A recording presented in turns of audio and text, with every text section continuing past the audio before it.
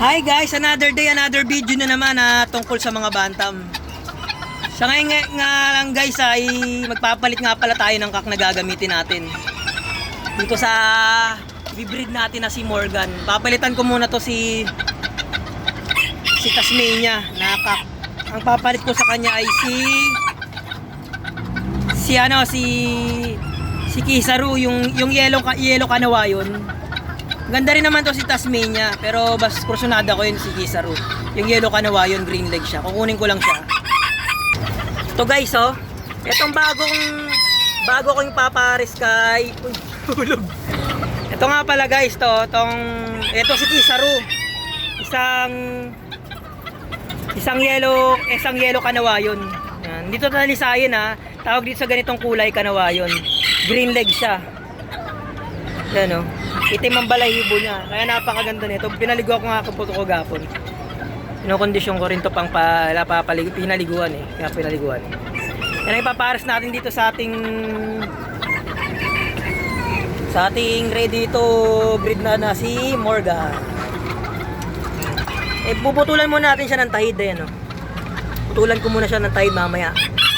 Ililipat ko na silang dalawa dito. Papaparisin ko na sila para magkakilala na sila. Napakaganda nito guys, si Kisaru yan, oh. Balinsyado katawan nito eh. Magaling din to sa sparring. Ayan. Nakapag-away na. Puputulan ko muna siya ng tahid. Yan nga pala guys, oh, yan, oh. Puputulan ko siya ng tahid. Kaya puputulan ko siya ng tahid para pag sumampa siya dun sa inahin, di masyadong masaktan yung inahin. Ayan. Mahaba ng tahid nito.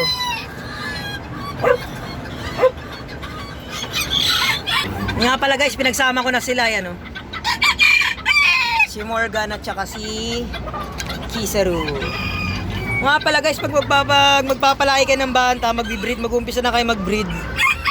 Painumin nyo nga pala nito, itong egg 1,000. O kaya itong Selectrogen. Kita ba? Labo Ito. Yan, Selectrogen to. Selectrogen. Pwede rin sa pambaboy, pang manok, panabong, pang hinain, pang sisiw yan. Pinapainom ko rito sa sisiw. Etong egg actually susubukan ko lang tong egg 1,000 ngayon eh. Pero nababali-balitaan ako, effective rin tong egg 1,000 na to. And para sa inahin, kalapate, yan sa mga kakataying manok, sa pato, sa bibe, yan. Bibigyan natin ito sa kanya sa inahin nito na kay Morgan. Ngayon ko lang ito masusubukan. Ngayon, yung breeding pellet na pinapakain ko sa inahin natin, successor yon, mabibili mo yung sa hardware, successor wala lang ako dito ngayon hindi pa ako nakakabili, mamaya pa ako bibili.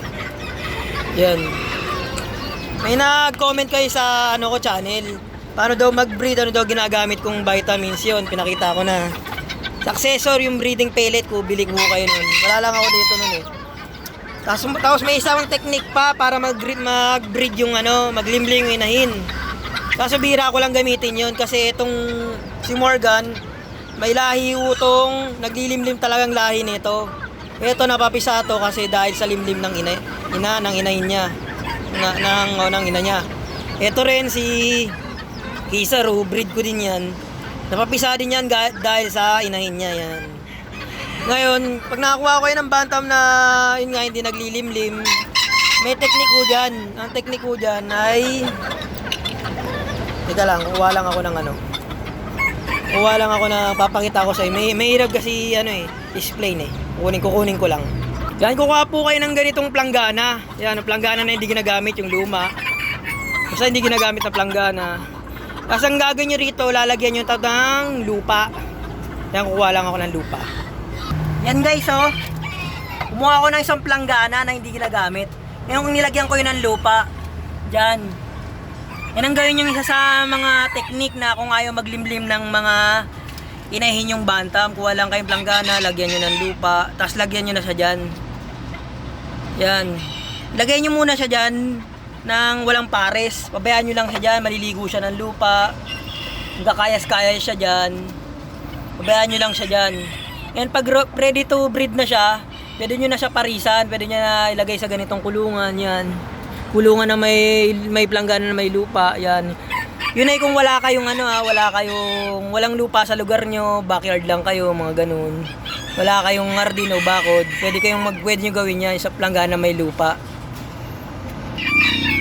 Mga pala guys, kung wala kayong lupang makuha, pwede kahit buhangin, lagyan nyo rin ng buhangin yung planggana na ganyan. Mas maganda nga pag dry ang ang lupa eh. Ito kasi medyo nakuha ko basa eh, pero matutuyo din yan. Mamaya bibilad ko yan sa araw mamaya.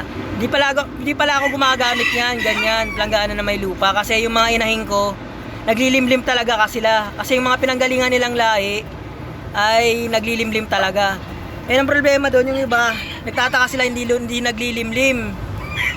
Yung pala, balik tayo ulit dito. Yung pala, yung nakuha nilang inahin na bantam, ay hindi talaga naglilimlim ang lahi nun. Yun, kaya na-invento ang incubator na para sa mga inahin na hindi naglilimlim. Kasi yung mga inahin, hindi talaga naglilimlim ang iba dyan. Yung iba dyan, tinatamad o hindi talaga nilalahi naglilimlim.